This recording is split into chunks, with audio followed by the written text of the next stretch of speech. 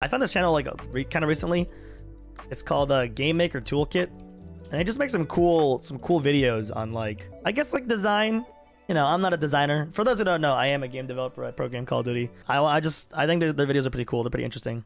This one, okay, it's this video, The Power of Invisible Choices by Game Maker Toolkit. We'll see. Okay, so video game stories are unique because you get to make decisions, like whether or not you should mock this preacher.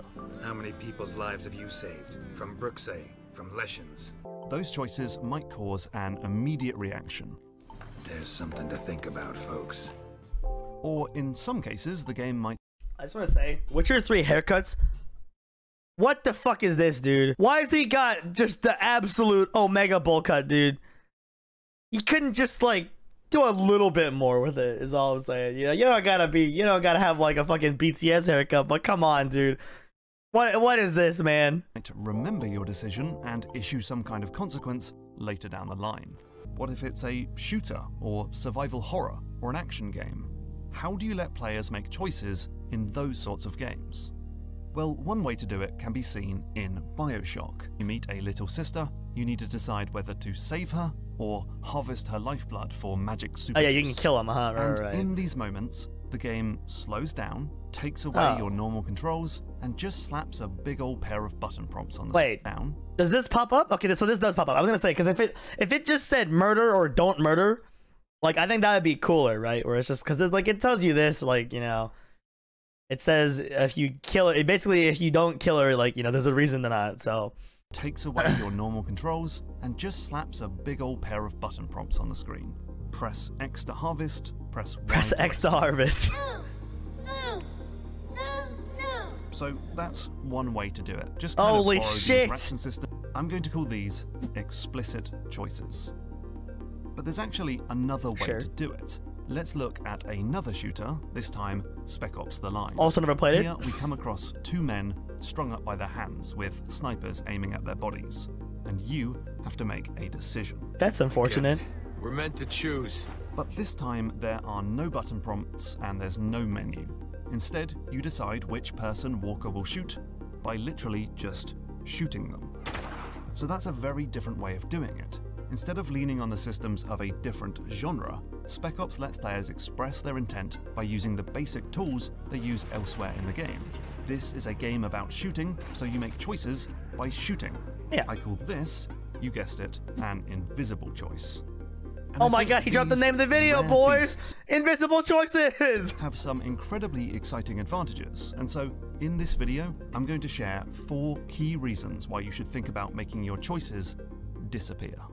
Yo, Editor Lugswo here. I don't know why, but my past self was failing horribly to explain a very simple point, so I'm here from the future to clarify. Basically, all I said was that invisible choices are cool because some of the actions that you make in a game have consequences when you don't expect them to have any. But this is actually really hard to do because you have to implement all those different types of actions in the game.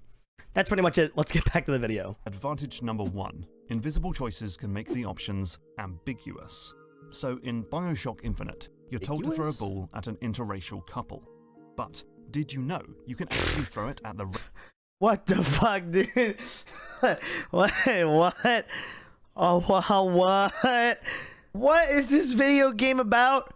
Why am I stoning an interracial couple? Yeah, okay. No, that's... no, it's cool, man. Racist announcer oh, it says it right there on the screen. That kind of spoiled it, didn't it? That's what happens when your input system demands you list every possible action the player can take. Back to that choice in Spec Ops, no racism. Though, Hug you. While the guy on the radio asks you to shoot one of the 2 men, you can also decide to shoot the ropes. Oh shit, you can save them? Or refuse to make a choice at all. Or fire at the snipers instead. Because the choice is invisible, the game can hide additional options that are only found if enterprising players really think about the situation and the tools at their disposal. Yeah, so okay, so that's why when I said like it's a lot harder to make a game work like that. That's what I mean. Because like a lot of times in a game, like I'll think, oh, I want to do this, right? Like I want to, rather than doing the thing I'm supposed to do, I'll go off the beaten path and try to do some stupid shit, and it doesn't work because, you know, it's not programmed in, right? You kind of have to think of everything the player can do in that situation, and you're designing basically for the 0.1%, because 99% of players are just gonna shoot one of the 2 guys, because that's just, you know, how humans work. So it's like it's kind of like a waste of design almost, but for that 0.1% of players, maybe the 1% of players, they'll have an amazing experience and they'll share about it online. Your game will get clipped, more people will see it, right? That's the reason to do it really nowadays. But I feel like back in the day, there was a really like small reason to do it basically. And it makes the game feel less like a rigid sequence of choices and more like an organic and believable world. Advantage 2. But again, it's also really hard to do that, you know? Making your world feel fleshed out and believable as a real world. Turns out that's kind of hard, you know? That's not so easy. You gotta implement a lot more shit, so. Have to be equal. So back to Bioshock for a second. When it comes to rescuing or harvesting a little sister, the choice is equal.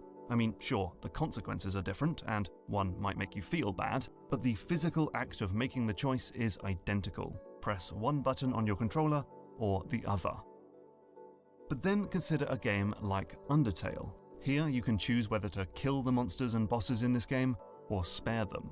But it's far from equal, and it's usually a lot harder to save the creatures than it is to simply wipe them out. Yeah, that's so true, that means you need. Like, there's a bit in Deus Ex Human Revolution where your pilot Farida is pinned down by enemies, and it is possible to save her as long as you are able to defeat a bunch of baddies in record time. It's not a moral choice whether she lives or dies, it's a test of your skill. I think that this is something that's cool. I feel like very few games do skill-based invisible choices like this, where like you have to beat this mission in your first try, and if you don't beat it, right? Like if I click and I misclick and I die, or if maybe I don't die, but like, you know, I don't kill the enemy fast enough, the game insta saves at that moment, immediately saves, so you can't close it. By the time the decision's already made, it's too late, and the decision should be made very early on.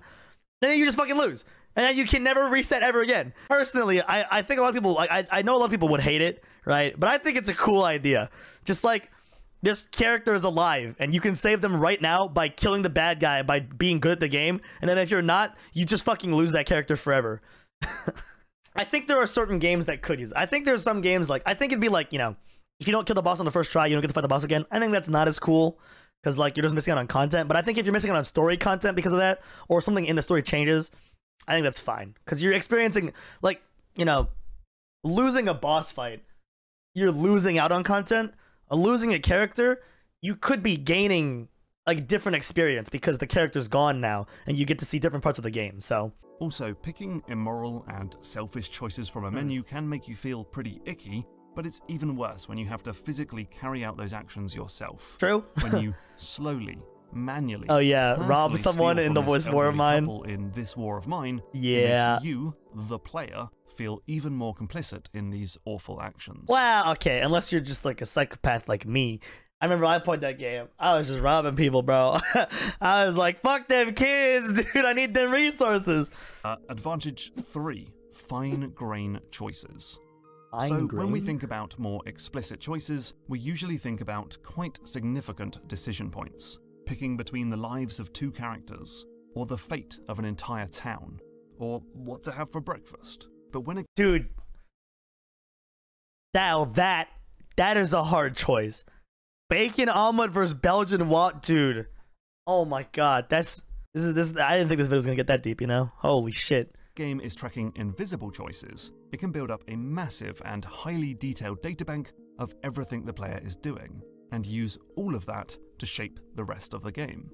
This can lead to a game feeling very personalized, like how the orcs in Shadow of War can recall the precise nature of your previous run-in, or how long you take to do something. Waste too much time before rescuing your pals in Mass Effect 2, and you'll find the Normandy crew has been reduced to a good paste. This makes you think about the effects of every action you perform. I don't remember that, dude. Did I save them? Or maybe I just never saved them, and I never even saw that because they're all fucking dead. I don't remember. I was gonna say, like, I could stream it, but then, like, there's a little bit too much booby. I remember, okay, one time I was playing Mass Effect, was it 2, I think? So, like, in the first game, I was just like, yeah, we gotta fuck the human bitch because she's got boobies, right? And then second game, like I was just picking dialogue choices that I would normally pick. Literally just like, oh yeah, I'll just say this. Oh yeah, I'll just say this. Oh yeah, I'll just say this. And then all of a sudden, I'm having sex with some woman. And then the third game comes around, the lady's like, oh, so you like her now? And I'm like, dude, I didn't mean to, man. I was just picking whatever choices. I was so mad, dude. I literally just picked like normal, in my mind at least, very normal things to say to this woman. And then suddenly I'm fucking her. Like... I'm too much of a Chad, dude. Yeah, exactly. I am too much of a Sigma male. I just say the words I say to women and they want to have sex with me, dude. I don't know what to tell you. It's a problem, dude. In Dishonored, for example, every time you kill an enemy, you're adding to the chaos meter, which can change the outcome of the narrative, shift how characters see you, and add more rats to the world. Every combat encounter has the opportunity to change the future. You end up playing in a more deliberate and thoughtful way. Same goes for Metal Gear Solid. Yeah, man, I didn't just kill all the enemies in that game. No, what? I would never just kill all the enemies. What are you talking about, dude? Because I want to? And finally, Advantage 4. Surprising outcomes. One of the biggest problems... This is what I was talking about at the beginning. I was saying, like, you know, you just don't expect it to happen because it's such a rare thing. And it's something like, you know, like, a lot of times, like, I think a really good thing to do is, you know, you want to have big moments, but then have a lot of small moments where, like, you kill this random NPC, and then that links back way later, and you go, holy shit, whoa, I killed that NPC, and that led to this, you know what I mean? Like, I think that stuff is so cool. Now, again, the problem is that you're designing for such a small portion of players, because how many people are going to kill an NPC, right? Just randomly, right? I mean, maybe it's a lot because you can design your game to be that way, but that's you know, that's adding more bloat to your game basically. Like, and it also, you're losing content behind certain things. Like, that's one of the things. Like I was talking about Dark Souls 3. There's like a part where you have to find this one emote and then go sit at this dragon place, and you get a whole new area. And the people who did that, that's super cool. But you've basically designed an entire area where you could have spent time making your game better as a whole. For how many people, right? Now, with the internet, it happens a lot more where someone will say, oh, do this. You gotta find this whole fucking area. There's like 5 bosses. And then, you know, everyone who cares will do it. But there's still a decent amount of people who just play games, like, you know, on their free time. They come home, they'll play. I think I shouldn't use Dark Souls as an example, I guess, because I think Dark Souls, you know, your average dad is not just gonna go home, pop open Dark Souls, beat the whole thing. At least I don't think so. Maybe I'm fucking wrong, but I feel like your average bro, your average gamer bro, is more likely to pop open Call of Duty or League of Legends. But like, there's stuff like that where just like a lot of your players might not find it, and then you've just wasted a lot of money in design. Again, I think it's good for internet nowadays, and you get a clip and stuff, but past that, I don't know. Explicit choices is Not that Dark they Souls. make it really obvious that you're making a decision. And just in case it wasn't completely obvious, let's put a notification on screen to back that up. So it's pretty hard to surprise players with the consequences of their decisions. True. You know, I didn't think about that actually. Now that I think about it, when it says everyone liked that at the top right of your screen, that's kind of bad, right? Or not bad, but like, it can take away the surprise that you had an impact on the world. I never thought about it that way. That's interesting, I guess. I mean, what does it do for the player? It gives them the information that they did something good, but should the player know that, I guess, is the question. Like, I feel like you should, if you've paid attention, you will know what is good and bad, right? Like, I don't feel like most people, when they kill an innocent small child, they're like, dude, I'm gonna get karma for that, right? Yeah, exactly. Like, when it says everyone remember this, maybe it just shouldn't say that, you know what I mean? Because then you wouldn't expect it, and then you don't think about that for a long time, and it comes back, and you're like, you know, surprised and happy about it. Like in Metal Gear Solid, when you encounter the mind-reading weirdo, Psycho Mantis. Psycho Mantis! Very methodical man, the type that always kicks his tires before he leaves. And yet you're rather ineffective in battle. What's actually happening here is that all along, the game has been secretly tracking things like how often you save, how many traps you've sprung, and even the contents of your PS1 memory card. And then Psycho Mantis can give the appropriate voice line. Yeah, so this is exactly what I'm talking about. That, to develop that, probably took at least a week of dev time, maybe longer. Now, again, I think that this, like, to me, when I hear that, I think, wow, that's cool. I want to go play Metal Gear Solid 1 now, right? But I think to a lot of people, they just go, oh, okay. I don't know. Maybe I'm wrong, but I just feel like your average, like your average, not like hardcore gamer, just casual gamer, doesn't really matter to them, you know? As long as the game is good, they'll still play it. So it's a weird kind of balancing act between going for your hardcore audience who will look into these things and even know that they exist, and then your casual audience who's still a majority of your money, right?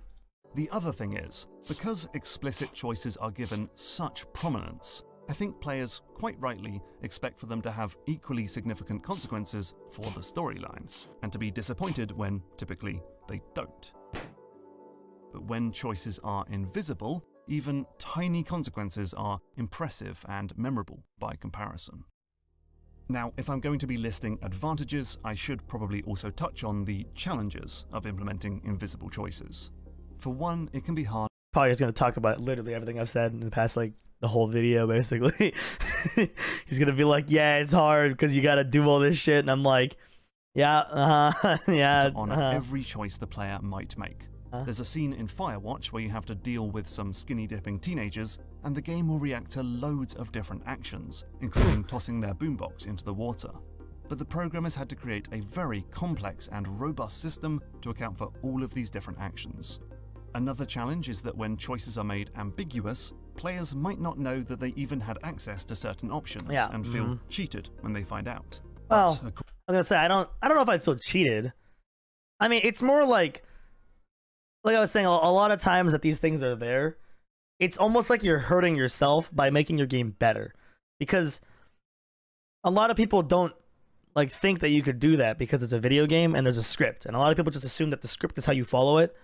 And they wouldn't ever think to do that. And then the second that they learn that, they start trying all this crazy shit, and then the crazy shit doesn't work, and they go back to that beaten path, basically. So I think that's kind of a dangerous thing where it leads to disappointment, and they don't even start treating the game differently unless you go that second step, you know? Like, I think Breath of the Wild does a pretty good job with their physics engine. The second you figure out, you know, in that first maze ball puzzle, you turn the thing over and you just flip it up. After that, your mind starts going, and you're like, okay, wait, you know, can I hit a rock with the stasis thing and then jump on it, and then it works? And then you're like, oh shit, okay. And then you start doing all this shit, and it generally, like, at least for me, it all worked. You know, a lot of the physics stuff that I wanted to do worked really, really well. You know, I want to kill some enemies, so I drop a bomb over them and then fucking fall onto it, shoot it with the fire arrow, and it works. So you have to go the extra mile after you do the first one. Otherwise, I feel like it's just like a one-time cool thing. And finally, players may not realize that they're seeing the consequences of previous actions. The nice thing about explicit choices is that they are, well, explicit. You know, I will definitely say I very super agree with this. I'm sure I've played games where this happens, but because I just don't fucking care most of the time, I'm just killing enemies left and right because, like, whatever. I just see some, like, okay, I can talk about this actually now. Like, in Halo Reach, we saw Buck from Halo ODST. Didn't recognize his voice. Didn't even care. I saw in Halo Reach, I saw the lady who voiced Cortana as the original Cortana. Homie was like, do you recognize that? I'm like, oh yeah, is that Miranda? It's just not fucking Miranda, it's Cortana, the person who's been with me the whole fucking game, but like, whatever, dude. About the fact you know, whatever. Having an impact on the game. But invisible choices can easily be missed altogether. So there we have it. Action games don't need to twist themselves into an RPG or a text adventure in order to react, remember, or reflect on the player's choices. These games already have ways for the player to communicate, to express intent, and values, and decisions, and moral leanings. By implementing invisible choices, players can speak using the verbs they've already been using as part of normal gameplay. And in doing so, games can make the options more ambiguous. One choice can be harder to make than another. The game can track dozens of tiny actions that the player is making, and the consequences of your decisions can be more surprising. Ultimately, we say that actions speak louder than words, and I reckon more games should make that a reality. Thanks for watching. Pretty good video. I mean, I think you kind of infer it if you've played games and thought about game design a lot, but he made some interesting points that I haven't thought about before. Like, again, like keeping the more information hidden, I think is a really cool idea. So I never played Fire Emblem Fates, but there's a guy that dies if you don't A support them.